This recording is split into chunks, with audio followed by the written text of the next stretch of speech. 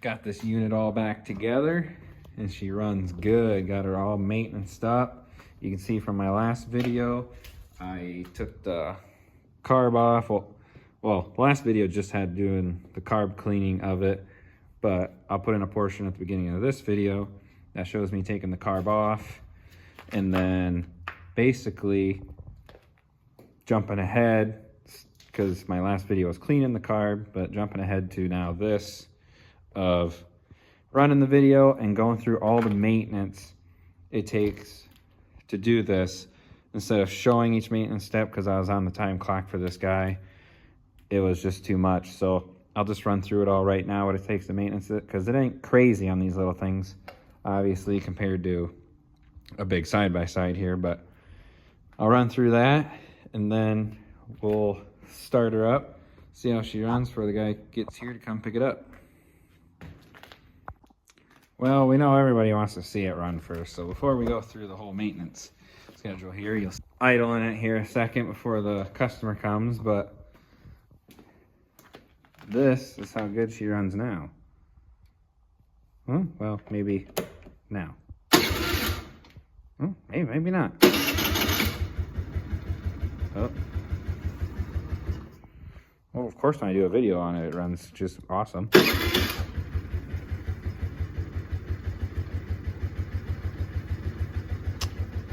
Well, you know how that goes. So there it is. Running just great when it was just running good.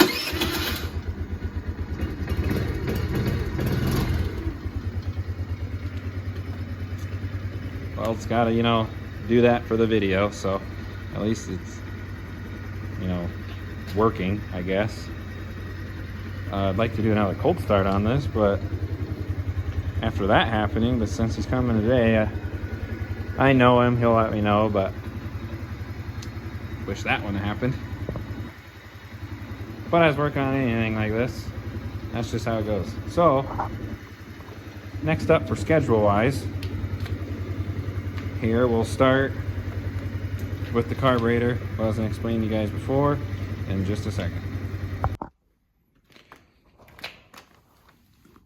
You'll see in my video about taking the carb off, it's 2 Allen wrenches right there, and then obviously a couple cables and hoses. Look at my other video explaining more in depth on that. Take that off for one step of maintenance for cleaning this thing. And then in order to do that though, you got to take all these push pins, and this is Phillips, and then there's two 10 millimeters right here. You got to take that black plastic off, and then you can get to that carb a lot easier. But besides cleaning the carb, the air box, which the seat flips right there, is under the seat. There's the battery under there you got to take out, and then another 10 millimeter bolt on the bottom of the air box, or of the battery box, and then that battery box will come right out.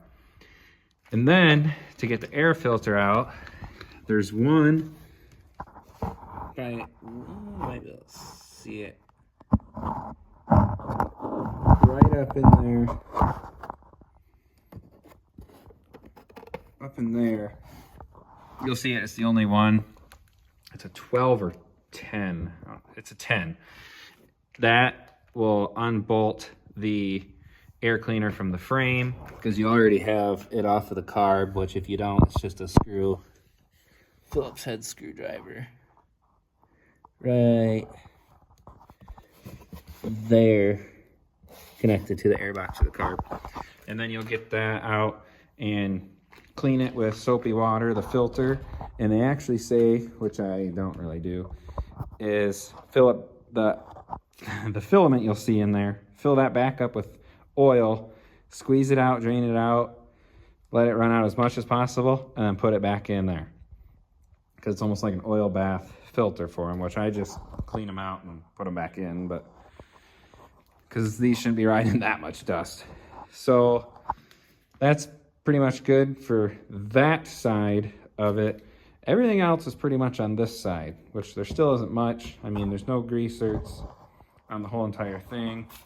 But to keep going onto this side now, same thing. You got the two Phillips on each side, two 10s down here, And then flathead screwdriver, or if you have the actual tool to get these out like I do, you just take them out and take this cover off at the same time. And behind there, you'll see the oil dipstick, which if you're changing it, once this is off, there's actually a bolt. It's a 12 millimeter right here. Take that out, that'll drain your oil for the engine, and then you'll fill it back up through the dipstick hole, obviously, and it takes 300 milliliters, which is 0.8 US quarts. And then once you have changed the oil, there's a cover that goes on the magneto side, and it's 2 bolts. Takes the cover off. I think them are 10s also. And then you're able to get back at the final drive, which is right back in there. Well, it's actually called the gear case, but, and then there's a bottom bolt like down here. That is a 10. You take out, that'll drain all your fluid, which is only an ounce in that final drive gearbox. And then there's a 10 or a 12 up here, and that's where you fill it back up with your ounce. So put your 10 back in, snug, put the ounce in. I use just a big needle, filled it up, put an ounce in there. It's supposed to take 0.8, but I always rather have a little in a gearbox than not enough, especially this little thing ain't gonna hurt it. And then put that 12 back in, and then your gearbox and motor oil is changed. And then all you have left is lubricating the chain. This one was pretty rough. And then checking the brakes, which lubricating the chain, just whatever, chain lubricant. And then to tighten the chain, you gotta loosen that bolt, and then the ones that are on your actual tensioners, that one and that one. Once them 4 are loose, keep the axle straight, and then tighten these 2 jam nuts right here, which I think these were 14 or 15s. 14s, these are 14s, and then these are a 10 millimeter. Tighten them up equally, measure your threads, and then you should be good. And then it actually says to tighten these 4 14 millimeters back up, and then if you have a little slack in those, which you shouldn't, but you just tighten them up so them 10 millimeters are tight also.